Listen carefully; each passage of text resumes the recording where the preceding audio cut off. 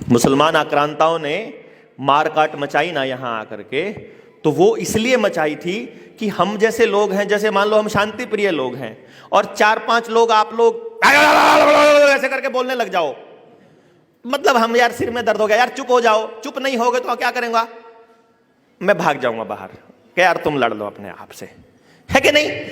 क्योंकि ये शांति प्रिय लोगों का चंग, उनको शांति चाहिए होती है। अगर कोई मार काट कर रहा तो घर छोड़ के भाग जाओ, अपनी जगह छोड़ के भाग जाओ, अपन जगह छोड़ के चले जाएंगे।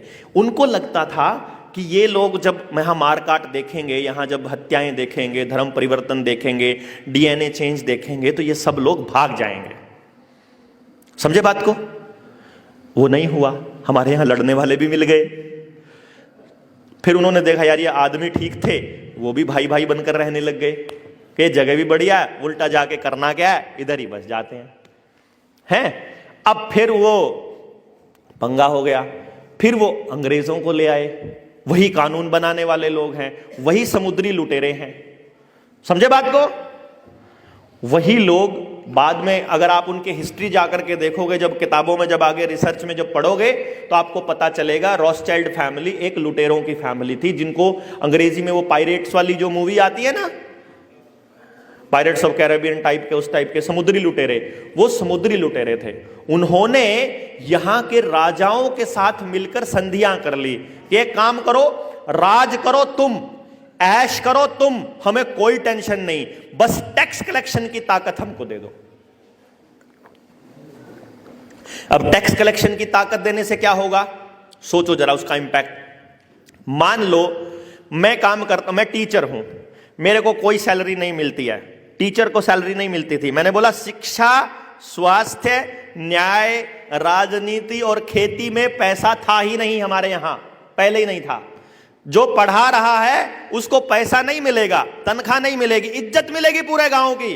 किसी के घर में शादी करनी हो, मास्टर जी शादी करनी है कैसे किया जाए, मास्टर जी ये करना है कैसे करें, गुरुजी ये करना है कैसे करें, हर बात पूछी जाएगी गुरुजी से। लेकिन गुरुजी को पैसा नहीं मिलेगा, गुरुजी को पैसे की जरूरत ही नहीं है। गुरुजी के बाद दूध पूरे गांव से मिल सकता है, गुरुजी को अनाज पूरे गांव से मिल सकता है, गुरुजी को जरूरत का सारा सामान पूरा गांव दे सकता है, तो गुरुजी को पैसे का करना क्या है भैया, है?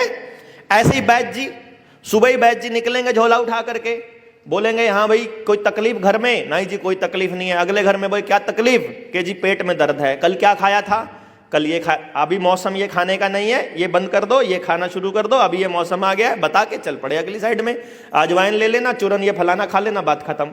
अब उसका भी पैसा खर्च नहीं हो रहा है, वो सारे गांवों को स्वस्थ रहने के तरीके बता रहा है, बदले में बैद जी को भी पूरा का पूरा सम्मान मिलेगा, उसको भी भगवान के बराबर का दर्जा मिलेगा। फिर न्याय करने वाला पंच को तो परमेश्वरी बोला उन्होंने, देखो गुरु को बोला परमात्मा से भी ऊपर, गुरु गोविंद दो खड़े काके लागू पाए, बलिहारू गुरु आपने जो गोविंदियों मिलाए। गुरु को भी भगवान के बराबर का दर्जा, भगवान से ऊपर का दर्जा, स्वास्थ्य में डॉक्टर को भी भगवान के बराबर का दर्जा, और न्याय में पंच को भी परमेश्वर का दर्जा। देखो ध्यान से, पंच परमेश्वर है ना। जो आदमी पंचायतों में जा रहा है, फैसलों में हिस्सा ले रहा है, उसका खुद का बेटा, खुद की बेटी, खुद का भांजा भतीजा, भाई भी अगर शामिल है, तो वो ये बोलेगा न्याय ये कहता है, न्याय ये बोलता है। फिर वहां कुछ करप्ट लोग घुसा दिए उन्होंने, परमेश्वर के ऊपर भरोसा करने वाले लोगों ने देखा कि अब इनके बीच में शैतान आ गया है भैया, वहां भी यही काम हुआ। Very good very good very good, ठीक है जी। तो फिर राजनीति में भी ऐसे ही लोग थे। राजनीति कैसे होती थी, हमारे यहां वोट कैसे डलते थे, पूरे गांव ने कह दिया भाई इसको दे दो, पूरा गांव मिलके उसको दे देता, है कि नहीं? पूरा गांव, पूरा मोहल्ला, एक आदमी को, बात खत्म, हो गया, छुट्टी, फालतू चक्करों में नहीं पड़ना। जब चुनाव हो रहा है उस दिन सारे कितने मर्जी बहस कर लो, लेकिन चुनाव खत्म होते ही दोबारा भाईचारा वैसा ही होना चाहिए। क्यों? खेती में भी ऐसे ही था। खेती में क्या था, पेट का खेत में, खेत का पेट में, घूमता रहता सर्कल, है ना। अभी क्या, पहले क्या होता था, हम खाते घर का थे, हगने के लिए बाहर जाते थे। अभी हम खा के बाहर से आते हैं, हगते घर में आकर है। अभी उल्टा कर दिया ना आपने, कहा ऐसे ना, आज तो बाहर खा के आते हैं, पेट खराब हो जाए तो अरे यार लैटरिन लगी, चल घर जाके हगना है। तो अभी हमारा उल्टा सर्कल घुमा दिया उन्होंने। अभी खेत के अंदर काम करने वाला किसान का, अभी देखो खेत में काम कर रहे हो, चप्पल पहन के, जूती पहन के हम लोग खेत में काम कर रहे हैं, तो मिट्टी में 24 घंटे वहीं पर है, वहीं पर खाना खा रहे हैं, बैल के साथ खा रहे हैं, बैल के साथ ही एक ही जगह पर पानी पी ले रहे हैं, है ना, और उसी का मूत्र गोबर वो सब उसी से खाद बन रहा है, और खुद ही मेहनत कर रहे हैं, तो कोई चक्कर नहीं है। कहने का मतलब क्या हुआ, हमारे यहां पर गरीबी नाम की कोई चीज थी ही नहीं। उन्होंने सबसे पहला गेम खेला कि एक काम करते हैं राजा साहब, राज करो तुम, ऐश लो जितनी मर्जी, बस ये जो पैसा बनाने वाला खेल है ना, सॉरी टैक्स कलेक्शन है, ये हमको दे दो, और आगे से टैक्स जो है वो ऐसे नहीं लिया जाएगा। टैक्स पहले किससे लिया जाता था, मास्टर जी से कोई टैक्स नहीं, मास्टर कुछ पैदा ही नहीं करता, गुरु तो सिर्फ शिक्षा दे रहा है ना, कुछ पैदा तो नहीं करता, उससे क्यों काहे का टैक्स भैया। डॉक्टर से कोई टैक्स देने की जरूरत नहीं है। खेती करने वाला क्या करता था, जितना उसके खेत में पैदावार हुई है उसका एक हिस्सा उसने चमार को दिया, एक हिस्सा लोहार को दिया, एक हिस्सा कुम्हार को दिया, एक हिस्सा नाई को दिया। गांव में जितनी जितनी काम करने वाले लोग जो सहयोग से करते थे सबको एक एक हिस्सा दिया, जो बच गया वो साल का अपना 1 साल का अनाज हो गया, और उसके बाद में जो बचा उसमें से कुछ परसेंटेज टैक्स सत्ता को चला गया। यही होता था। अब उन्होंने सबसे पहले गेम खेला कि ऐसा है, सबको अपनी कमाई का टैक्स देना पड़ेगा, कम से कम इतना टैक्स तो देना ही पड़ेगा, और मास्टर जी को भी टैक्स देना पड़ेगा, और टैक्स देना पड़ेगा सोने में। अब मेरे को सोना, मैं मास्टर जी हूं, मेरे को फरमान आ गया राजा का कि भैया जी समुद्री लुटेरों ने राजा से सेटिंग करके आदेश पारित करवा दिया कि टैक्स सोने में कलेक्ट किया जाएगा, सबको इतनी मोहर तो जमा करानी पड़ेगी, इतने सिक्के तो जमा कराने पड़ेंगे। अब मेरे पास पढ़ने के लिए आपके बच्चे आते हैं, आपने अगले दिन बच्चे छोड़ने आए, तो मैंने बोला देखो भैया मेरे को भी टैक्स देना है, तो आपको मेरे को कुछ सोना तो देना पड़ेगा। अब जिन जिन के बच्चे मास्टर जी के पास पढ़ते हैं सबको सोना देना पड़ेगा। अब वो किसके बच्चे पढ़ते हैं, वैद्य का बच्चा भी पढ़ता है। अब वैद्य ने मास्टर को पैसा देना है, तो वैद्य किससे मांगेगा, जिसका इलाज करने चला। वो किससे मांगेगा, जो किसान प्रोडक्शन करता है। किसान किससे मांगेगा, जिसको अपना अनाज देगा। तो समाज में सब ने एक दूसरे से टैक्स देने के लिए पैसा लेना शुरू कर दिया, सोना लेना स्टार्ट कर दिया। समझ गए बात को या नहीं समझ में आ रही बात। और उस दिन से हमारे प्रोडक्शन की वैल्यू खत्म, सामान की वैल्यू खत्म, और पैसे की वैल्यू और सोने की वैल्यू स्टार्ट। बाद में सोने को कागज का टुकड़ा बनाया, वो हम कल वाले सेशन में लेंगे।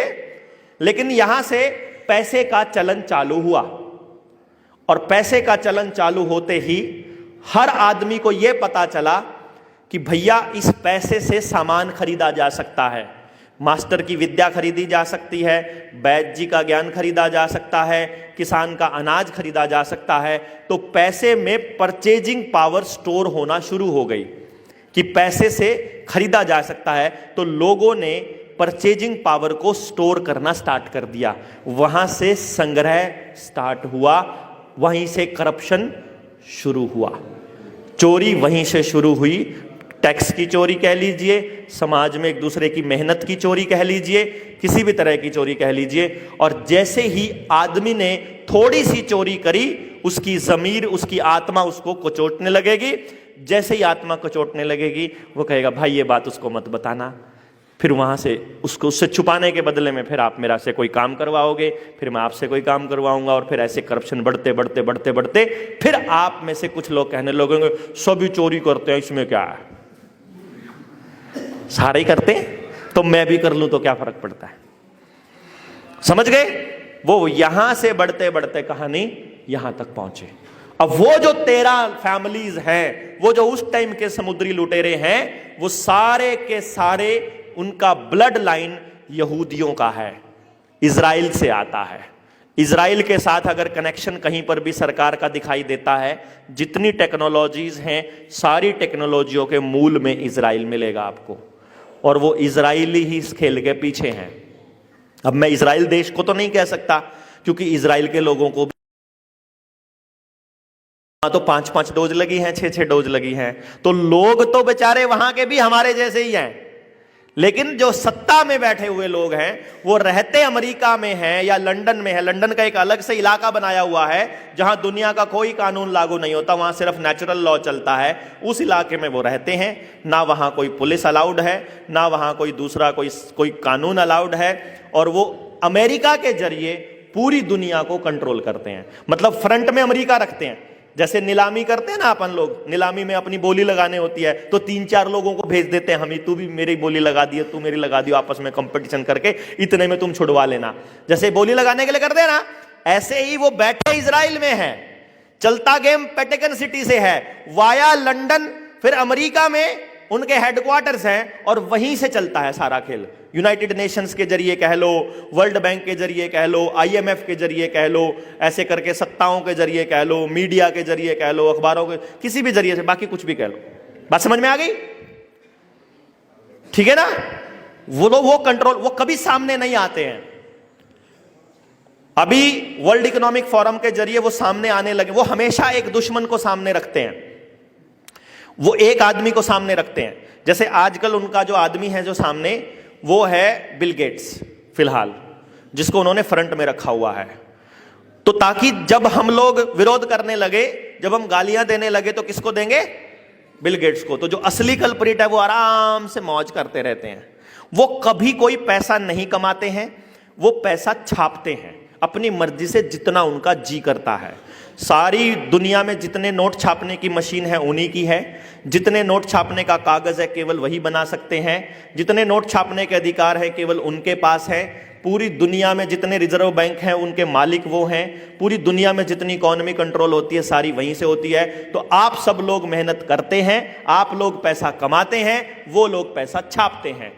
आप जितनी मर्जी मेहनत करते रहिए, वो आपकी मेहनत को मिट्टी में मिलाने का काम कैसे करते हैं ये मैं कल वाले सेशन में बताऊंगा। लेकिन वो आपकी मेहनत को मिट्टी में मिलाते रहते हैं और आप पूरी जिंदगी उन्हीं के लिए कमाते रहते हो। चाहे आप कपड़ा खरीदो, चाहे मोटरसाइकिल चलाओ, चाहे दवाई खाओ, चाहे बिजली बोलो, चाहे पेट्रोल फूको, चाहे कुछ भी करो, जहां आप पैसा खर्च करते हो आपकी हर कंपनी के अंदर उन्हीं की इन्वेस्टमेंट है। जितनी फार्मा कंपनियां हैं, जितनी फर्टिलाइजर कंपनियां हैं, जितनी बीज बनाने की कंपनियां हैं, जितनी बिजली कंपनियां हैं, जितनी पेट्रोल डीजल कंपनियां हैं, जितनी कार की कंपनियां हैं, जितनी मोटरसाइकिल की कंपनियां हैं, जितने इलेक्ट्रिक व्हीकल्स हैं, जितने भी बड़े बड़ी इंडस्ट्री, चाहे टेक्नोलॉजी की इंडस्ट्री है, मोबाइल की इंडस्ट्री है, टेलीकॉम की इंडस्ट्री है, जितने अखबार हैं, जितनी मीडिया है, सुबह से लेकर रात तक जहां पैसा खर्च करते हो सारा पैसा वहीं जाता है। इवन ड्रग्स का भी और तंबाकू का भी, दारू का भी, सब पैसा वहीं जाता है। तो उन्होंने आपके घर में सुरंग बना रखी है और वो आप कहीं भी पैर रखो पैसा उन्हीं को जाता है। समझ गए बात आप? ये वही लोग हैं जो कंट्रोल करते हैं।